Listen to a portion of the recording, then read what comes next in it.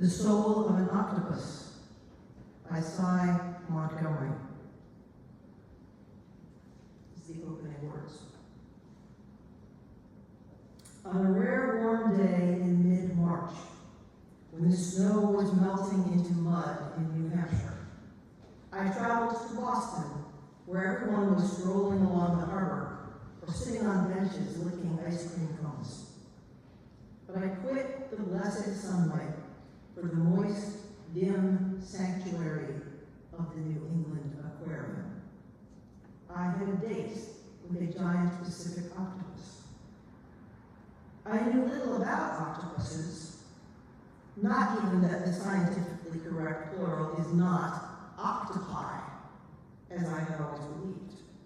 It turns out you can't put a Latin ending I on a word from Greek, such as octopus. But what I did know intrigued me.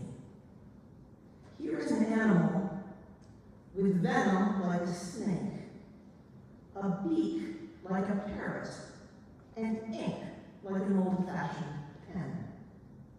It can weigh as much as a man and stretch as long as a car, yet it can pour its baggy, boneless body through an opening the size of an orange.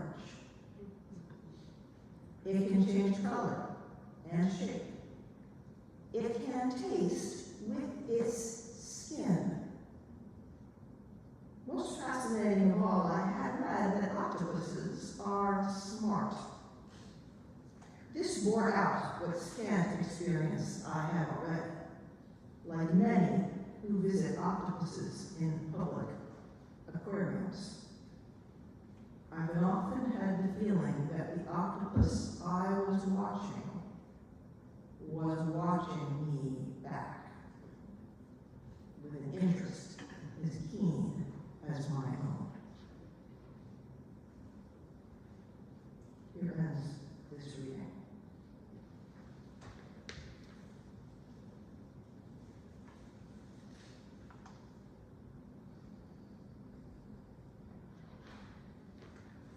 When I was a kid, I was rather terrified by the Disney movie 20,000 Leagues Under the Sea, and in particular by the giant squid that at one point engulfs the submarine.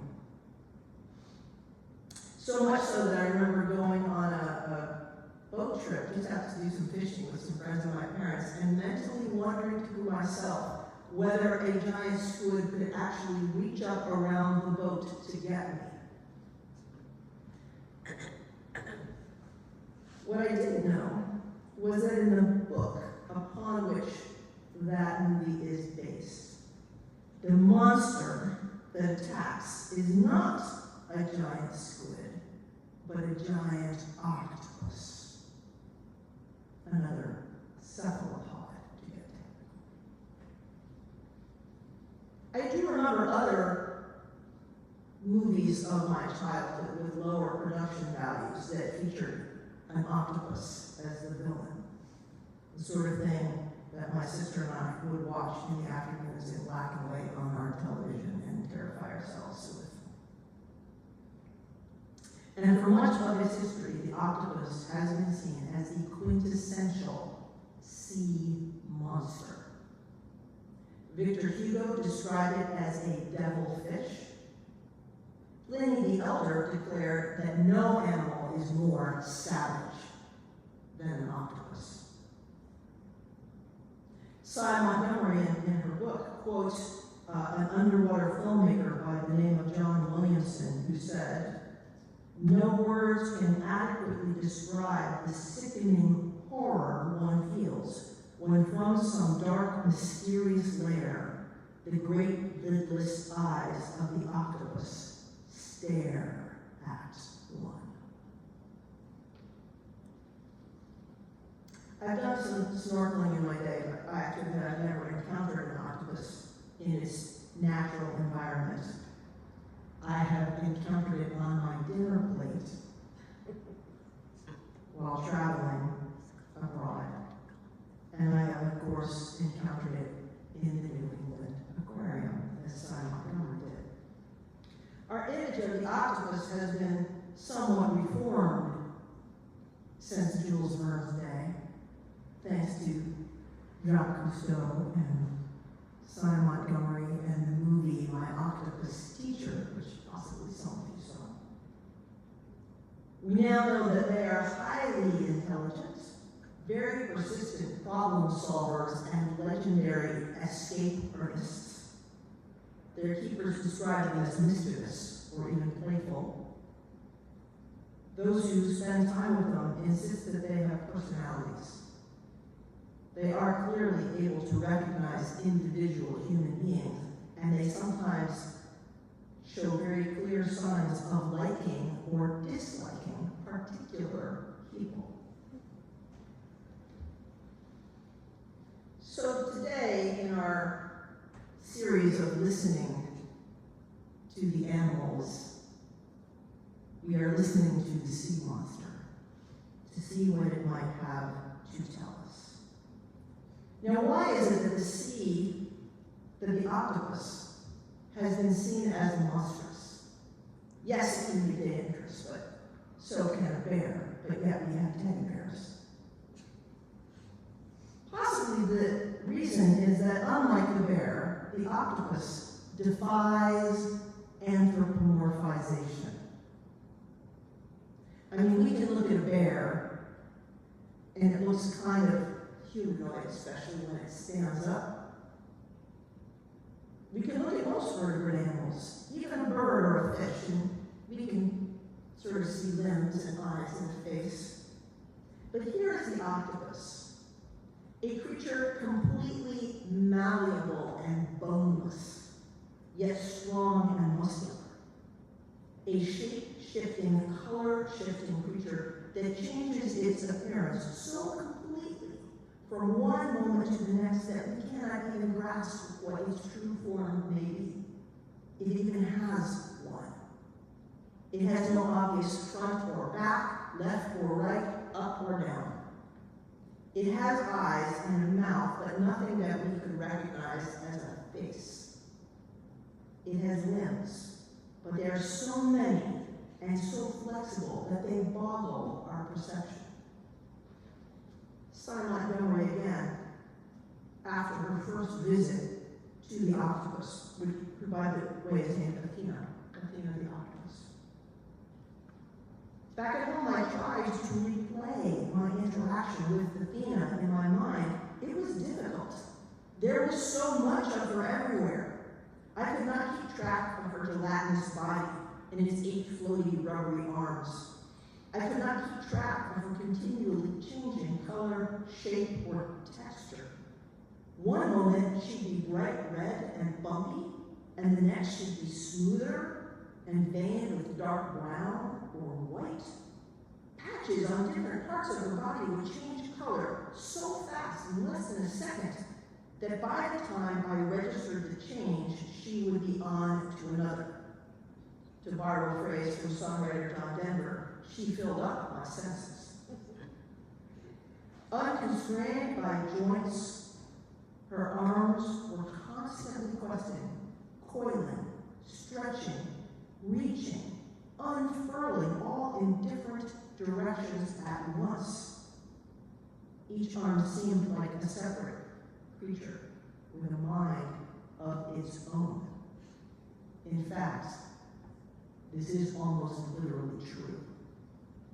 3/5 of octopus's neurons are not in the brain, but in its arms. If an arm is severed from an octopus's body, the arm will often carry on as if nothing has happened for several hours.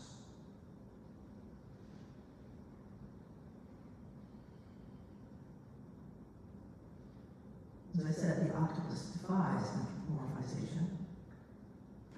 We cannot map our body onto its body the way we can with a mammal or a bird or even a tree or saguaro cactus. We cannot map our perception onto theirs. And yet, it perceives us and we perceive it. How shall we relate to one another?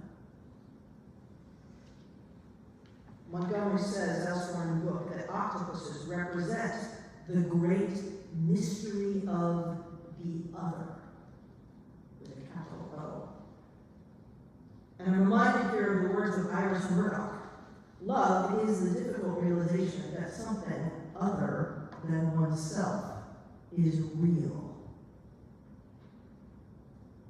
To encounter an octopus is a reminder, perhaps, of that fact. We sort of resist this realization. We have a tendency to want to lean into similarity rather than others. We want to say, well, we're really more alike than we are different, as if that similarity is the only possible ground of friendship. When we lean into difference, we tend to lean into conflict. We make monsters out of those creatures or those people that seem to least resemble us. And so if we want a relationship, we tend to anthropomorphize. We anthropomorphize our pets. We anthropomorphize our cars.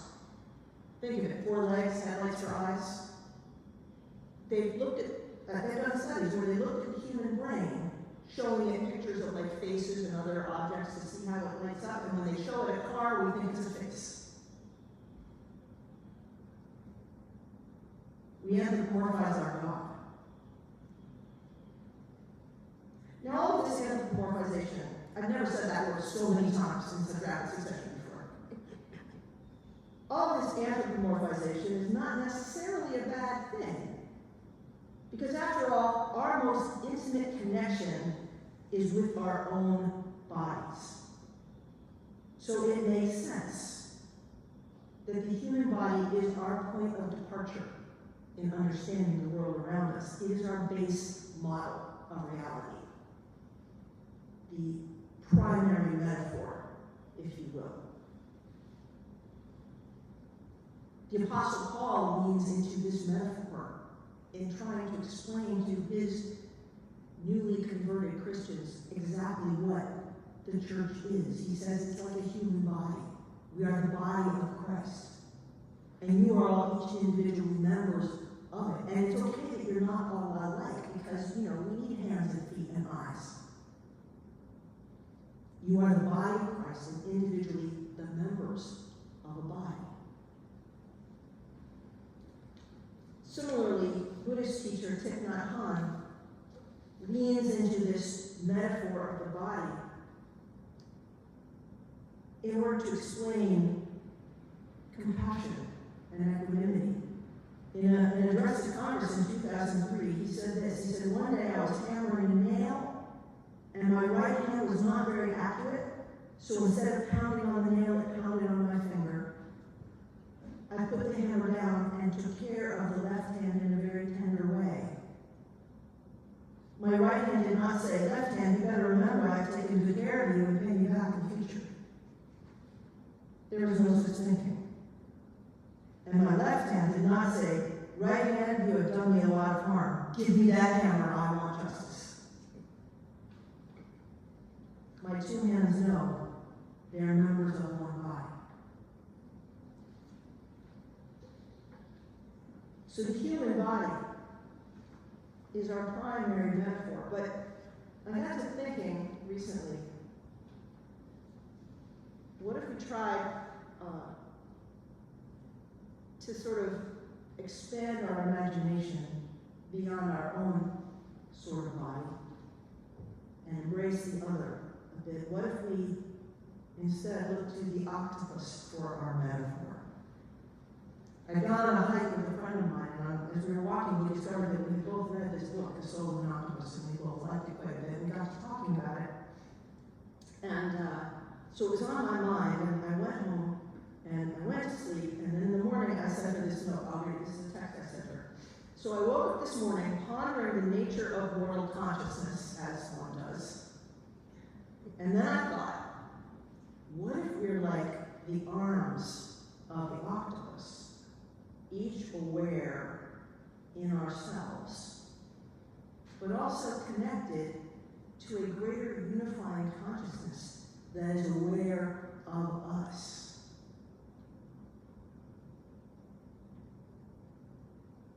The octopus God. And I have to admit that I've been at it. I'm not sure if my church is ready for that sermon, but maybe.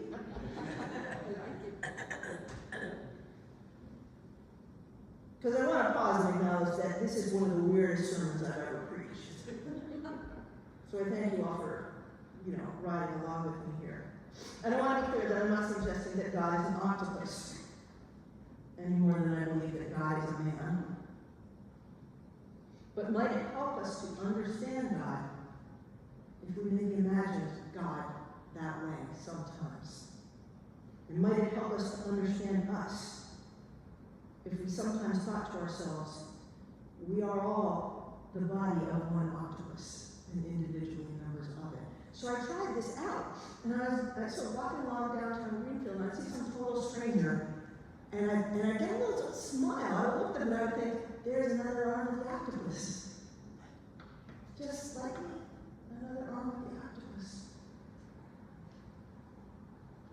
And so we feel that connection, and we feel that kinship.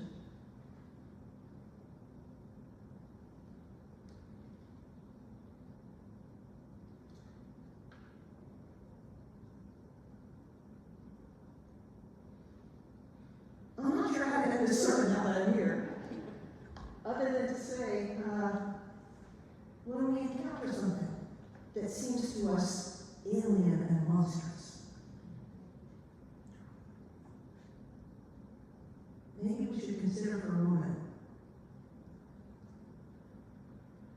in what way is God like that? Because as the wisdom of Sirach teaches us, we cannot really hope to fathom God until we have learned to fathom all of God's creation.